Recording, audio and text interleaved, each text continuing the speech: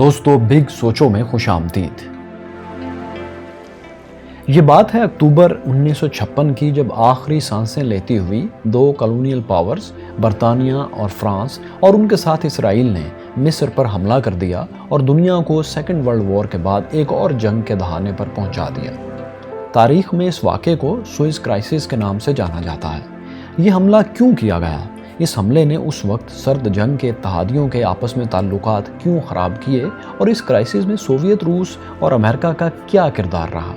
دوستو اس ویڈیو میں ہم آپ کو یہی سب دکھائیں گے کہ اس کرائسس کا اختتام کیسے ہوا۔ اس بحران کے بارے میں جاننے سے پہلے یہ جان لیتے ہیں کہ سوئز کینال کی تاریخ کیا ہے، تاکہ مسئلہ آسانی سے سمجھ میں آ سکے۔ بحیرہ احمر کو بحیرہ روم سے ملانے والی اس آبی گزرگاہ کی موجودگی کے شواہد آج سے تقریباً 4000 سال پہلے تاریخ کی کتابوں میں ملتے ہیں۔ لیکن ماڈرن سوئز کینال کی تعمیر کا آغاز 1859 میں ہوا اور اس کا سہرا ایک فرینچ ڈپلومیٹ فرڈینینڈ ڈیلیسپس کو جاتا ہے۔ اس کی تعمیر میں 10 سال کا عرصہ لگا۔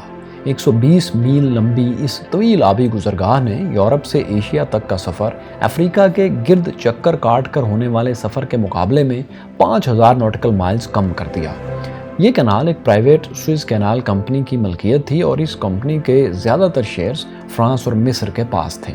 کمپنی اور مصر کے بادشاہ کے درمیان یہ معاہدہ ہوا کہ تکمیل کے بعد 99 سال تک یہ کینال کمپنی ہی کی ملکیت میں رہے گی اور اس کے بعد اس کا مکمل کنٹرول مصر کے حوالے کر دیا جائے گا۔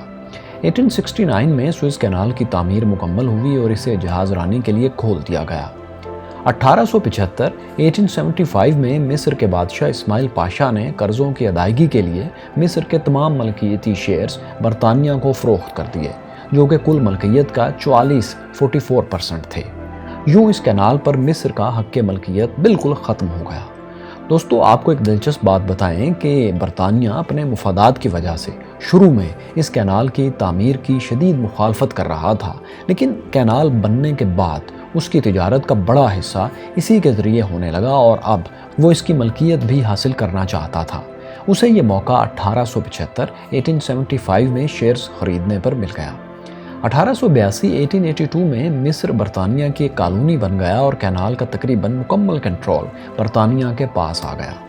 آنے والے دنوں میں کسی بھی تنازع سے بچنے کے لیے 1888 میں ایک معاہدے کے تحت سوئز کینال کو نیوٹرل زون ڈکلیئر کر دیا گیا اور تمام ممالک کو اسے استعمال کرنے کا حق دے دیا گیا۔ لیکن حقیقت دوستو اس کے برعکس ہے۔ مصر چونکہ برطانیہ کی کالونی تھا، یہ مصنوعی آبی گزرگاہ برطانیہ کے لیے ایک اہم اسٹریٹجک ایسٹ بھی تھی۔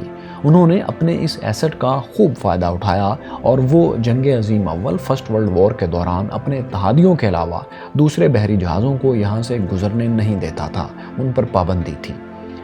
جنگ کے بعد 1922 میں مصر نے برطانیہ سے آزادی حاصل کر لی، لیکن برطانیہ کا اثر و رسوخ یہاں مکمل طور پر ختم نہیں ہوا۔ آزادی کے بعد بھی برطانیہ کی فورسز مصر میں موجود رہیں۔ اس بات پر مصر کے عوام اور حکومت شدید برہم تھے، لہٰذا 1936 میں برطانیہ اور مصر کے درمیان اینگلو ایجپشین معاہدہ ہوا۔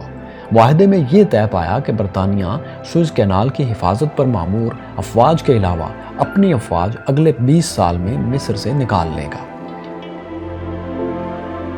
1952 میں مصر میں انقلاب کا آغاز ہو گیا۔ اس انقلاب کی قیادت جمال عبد الناصر کر رہے تھے۔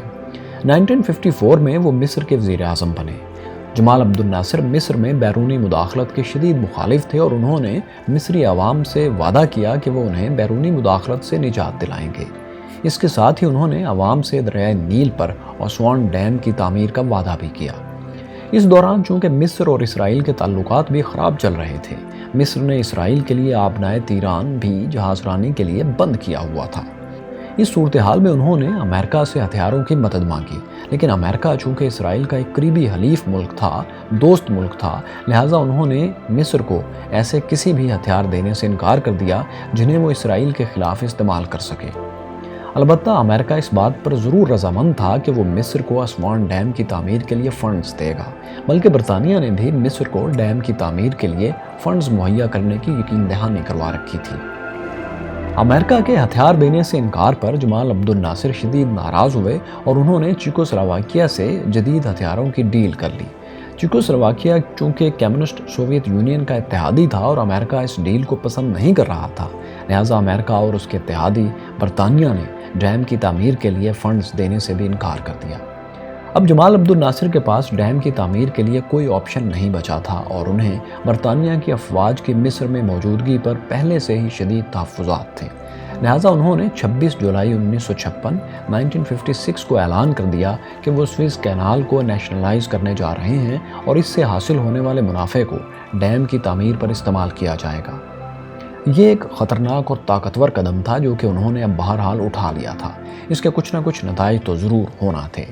یہ خطرناک موو برطانیہ اور فرانس کو ایک آنکھ نہ بھائی، کیونکہ انہی دو ممالک کے پاس سوئز کینال کمپنی کے زیادہ تر شیئرز بھی تھے، اور چونکہ مشرق وسطیٰ سے تیل کا ایک بڑا حصہ اسی کینال کے راستے یورپ پہنچتا تھا اور ان کی انڈسٹری کا انحصار اسی تیل پر تھا، یہ ان کے لیے زندگی اور موت کا مسئلہ بن چکا تھا۔ لہٰذا برطانیہ نے فیصلہ کیا کہ جمال عبد الناصر کی حکومت کا خاتمہ کرنا ہی اس مسئلے کا حل ہو سکتا ہے۔ اس معاملے میں برطانیہ کو فرانس کی مکمل حمایت حاصل تھی۔ برطانیہ فوراً اس مسئلے کا کوئی حل چاہتا تھا۔ اس مقصد کے لیے انہوں نے لندن میں کانفرنس بھی کروائی اور اس بات کا فیصلہ ہوا کہ کینال کا کنٹرول دوبارہ سے بین الاقوامی پاورز کو دے دیا جائے۔ لیکن یہاں امریکہ کسی بھی قسم کے حملے کی شدید مخالفت کر رہا تھا۔ وہ نہیں چاہتا تھا کہ سرد جنگ کے اس دور میں ایسا کوئی سٹیپ لیا جائے جس سے عرب ممالک سوویت بلاک کی طرف چلے جائیں۔ بہرحال برطانیہ نے امریکہ کی رائے کی پرواہ نہیں کی۔ اس صورتحال میں برطانیہ، فرانس اور اسرائیل نے پیرس میں ایک انتہائی خفیہ پروٹوکول سائن کیا۔ اس پروٹوکول میں یہ طے پایا کہ اسرائیل پہلے کینال پر حملہ کرے گا۔ حملے کے بعد برطانیہ اور فرانس مصر اور اسرائیل دونوں کو اپنی افواج پیچھے ہٹانے کا الٹیمیٹم جاری کریں گے، اور یہ الٹیمیٹم یقینی طور پر مصر کے لیے قابل قبول نہیں ہوگا اور وہ انکار کر دے گا۔ یوں برطانیہ اور فرانس کو بھی اس جنگ میں شامل ہونے کا جواز مل جائے گا اور وہ کینال کے محافظ بن کر حملہ کر دیں گے اور جمال عبد الناصر کی حکومت کا تختہ الٹ دیں گے۔ 29 اکتوبر کو اسرائیل نے مصر کے سینائی پیننسولا پر حملہ کر دیا اور جلد ہی علاقے کا کنٹرول سنبھال لیا۔ پلان کے مطابق فرانس اور برطانیہ نے اسرائیل اور مصر دونوں کو الٹیمیٹم جاری کر دیا۔ توقعات کے عین مطابق مصر نے کینال کا کنٹرول چھوڑنے سے انکار کیا۔ یوں برطانیہ اور فرانس کو اس جنگ میں براہ راست شرکت کا جواز مل گیا۔ 2 دن بعد دونوں نے مشترکہ طور پر مصر پر حملہ کر دیا۔ انہوں نے پورٹ سعید اور پورٹ فواد کا کنٹرول سنبھال لیا۔ حملے کے بعد UN سیکورٹی کونسل میں اس جارحیت کے خلاف ایک قرارداد بھی پیش کر دی گئی جسے فرانس اور برطانیہ نے ویٹو کر دیا۔ مصر پر مغربی ممالک کے حملے کو سوویت یونین بھی بہت قریب سے دیکھ رہا تھا اور اس نے اس سرد جنگ کے ماحول میں برطانیہ اور فرانس کو پیچھے نہ ہٹنے کی صورت میں حملے کی دھمکی دے ڈالی۔ مصر پر برطانیہ اور فرانس کا یوں امریکہ کی رضامندی کے بغیر حملہ کرنا امریکہ کے لیے بھی بڑی تشویش کا باعث تھا۔ امریکہ اپنے اتحادیوں کے اس عمل پر شدید ناراض تھا۔ امریکی صدر نے اپنے خطاب میں تینوں ممالک کو مصر پر حملہ نہ روکنے کی صورت میں شدید معاشی پابندیوں کا عندیہ دیا۔ معاشی پابندیوں کی امریکی دھمکیوں نے آخر کار کام کر دکھایا اور 6 نومبر کو برطانیہ نے سیز فائر کا اعلان کر دیا۔ اس کے بعد برطانیہ، فرانس دونوں نے اپنی افواج دسمبر تک مصر سے وڈرا کر لیں اور مارچ تک اسرائیل نے بھی اپنی افواج واپس بلا لی۔ اس واقعے کے بعد ہی یونائٹڈ نیشنز کی پہلی پیس کیپنگ فورس نے بھی مصر میں لینڈ کیا اور قابض فورسز کے انخلاء کے عمل کو سپروائز کیا۔ ظاہر تو اسرائیل، برطانیہ اور فرانس تھوڑے بہت کامیاب دکھائی دے رہے تھے، لیکن دراصل اس سب کے باوجود انہیں پیچھے ہٹنا پڑا تھا۔ نہ صرف پیچھے ہٹنا پڑا بلکہ جو کینال معاہدے کے مطابق 1968 میں مصر کو ملنا تھی وہ اب 1956 میں ہی مصر کی ملکیت ہو گئی۔ فرانس اور برطانیہ کو تو بہرحال کچھ نہیں ملا، البتہ اسرائیل کو آبنائے تیران استعمال کرنے کا حق مل گیا۔ جمال عبد الناصر کو عرب دنیا میں ایک ہیرو کے طور پر دیکھا جانے لگا۔ یہ واقعہ اس لحاظ سے بھی بہت اہم تھا کیونکہ اس کے بعد برطانیہ کو بھی معلوم ہو چکا تھا کہ اب سپر پاور امریکہ ہی ہے۔ اس کرائسس کے بعد اب اس خطے میں امریکہ کا اثر و رسوخ بہت بڑھنے لگا تھا۔ دوستو، سوئز کینال پر ہماری یہ ویڈیو آپ کو کیسی لگی؟ کمنٹس میں ضرور آگاہ کیجیے۔ شکریہ۔